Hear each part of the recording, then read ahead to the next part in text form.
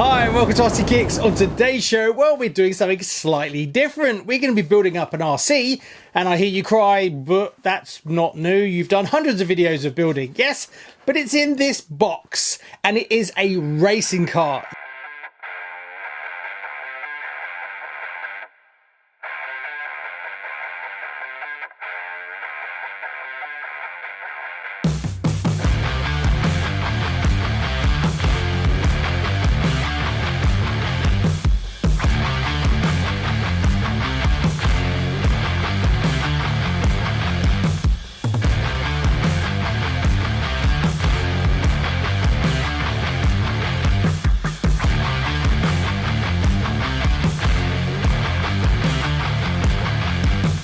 Yep, this is a full carbon, all bells and whistles racing car. And this is from Reflex Racing RX28. So in this video, we're basically going to build up all the chassis, cut out the body and get it lined up, and then get ready to paint the body and then fit all the electronics. Now, I've already done an unboxing video of this one, as well as I went to the track to visit Bomb Racing. So if you haven't seen that, I'll put a link up here. Go check that out and it will tell you what all this is about. So I'm definitely going to need my glasses for this one, as it's a dinky little thing.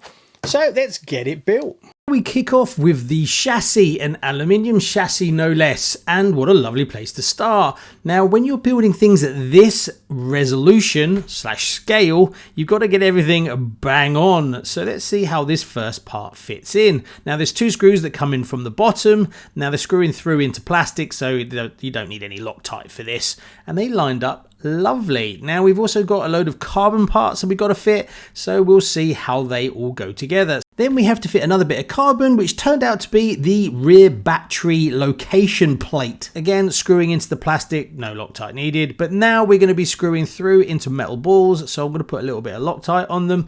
Also, I've got to kind of leave them for a while to dry before you actually connect up the part that fits to that. But we're not taking this racing for quite a while, so all the Loctite will have time to go off. After we've done that, we've got the center bridge to fit, which is a beautiful bit of alloy. Now, this is where the single shock connects to and the back cage later on. Now, this is not how you use Loctite, but yeah, okay, I did it like this. I know, I'm an idiot. Then we're fitting two L-shaped brackets in carbon. Now these turn out later to be the side damper mounts. Also, this is where the body fits as well, but you don't get a body mounting kit, which I cover later on, as it depends on what body you fit. Now this was the most difficult part of the build for me, getting those grub screws to go right the way through the carbon so that you could mount the internal springs on the bottom there. That was a real challenge. Now you can start to see where the LiPo battery is going to go, as that's the kind of outline that you see there. This is obviously the back of the car. Now we turn our attention to the standoffs at the front of the car. This is where the servo mount is going to go. There's a bridge in carbon that goes across, and then you bolt it to the chassis where these standoffs are.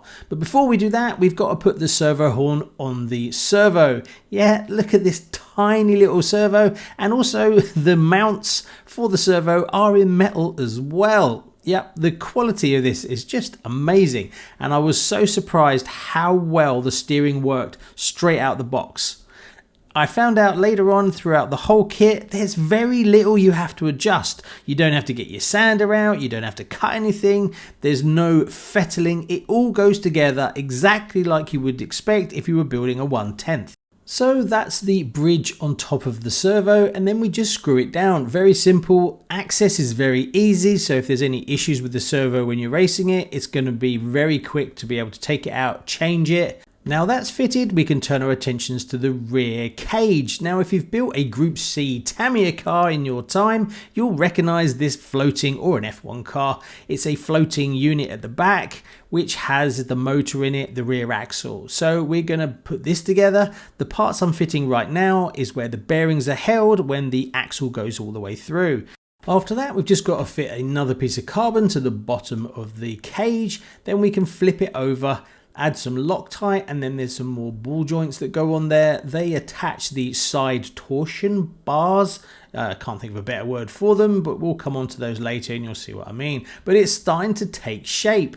Now we put those side bars on, which I think stop the rear cage from twisting left and right. Then we've got to build up the shock. Now I haven't been looking forward to this part as it's very small and I wanted to make sure I got it right. Now it's not a sealed unit. Basically, it's just a piston that moves through the oil, so you have to put a certain weight of oil as per the manual, and lucky enough I had something that was close enough to get us started. Now this is something you'll definitely be tweaking once you get to the track. Now to hold everything together, there's a little grub screw that you've got to do up, and luckily I managed to find an Allen key small enough. Yeah, they are absolutely tiny. Now we can attach the shock to the rear cage and the center mounting point. Now that's done, we can turn our attentions to the front end, and that's where the manual ends. Yep, there's actually two options for a front end for this. You've got the KISS front end, which is the one you're seeing me build right now.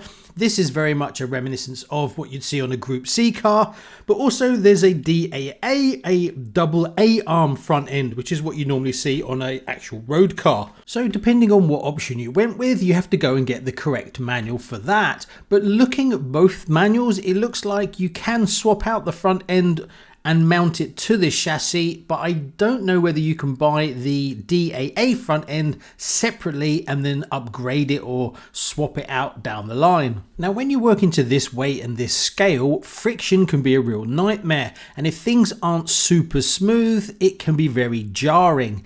And I am happy to report that this front end is buttery smooth without having to mess around with it at all. Now again, there is a few options and choices of whether you go for a ball diff or whether you go for a gear diff. Yes, there really is options available at this scale. Now I'm building up the ball diff, so it's a different manual again. Putting it together is pretty much exactly like you would a normal ball diff in a Group C car.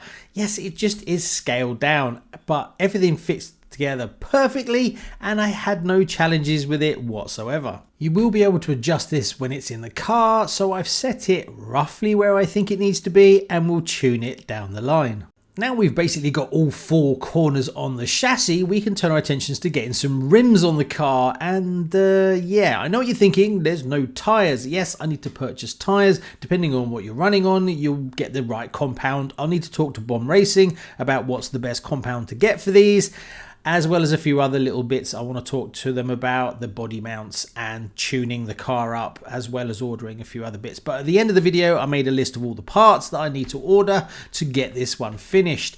But I do have the body, so we're going to cut it out. Now, it shouldn't be any different cutting this out versus cutting out a Tamiya body.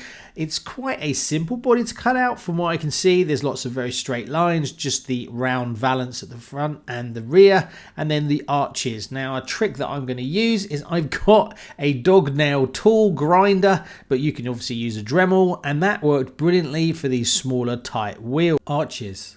Now, I'm not sure how I'm going to paint this up yet. Should I go more race car or should I go for more of a road car look and paint it like metallic red or metallic blue?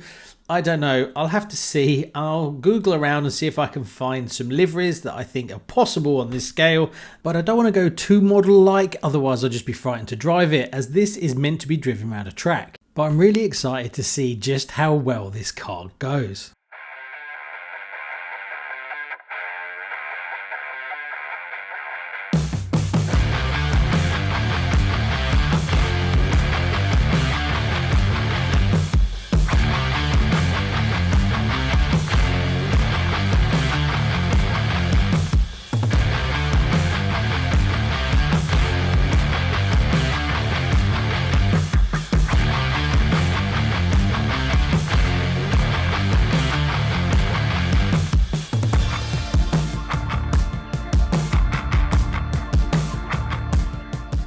So there you go, absolutely beautiful. Putting this together, it's like a Swiss watch. The steering is gorgeous, super smooth.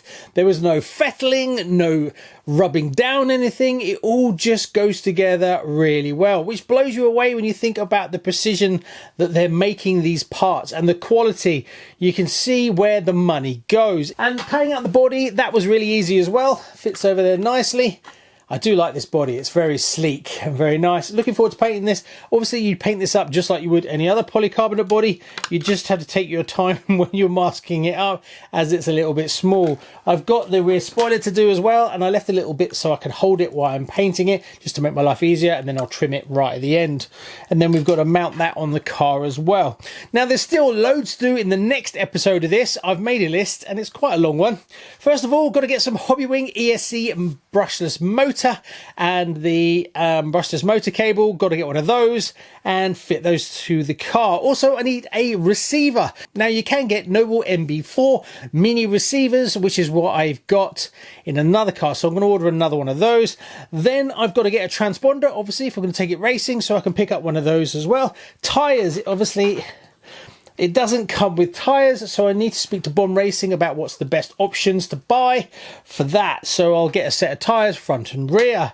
LiPo charger cable, I have got a very early one, but they've got some really fancy ones now, as well as another LiPo battery. I've got one, so I'll get a second one. So obviously when I'm going racing, it's going to be a bit easier if I've got a couple of batteries to run.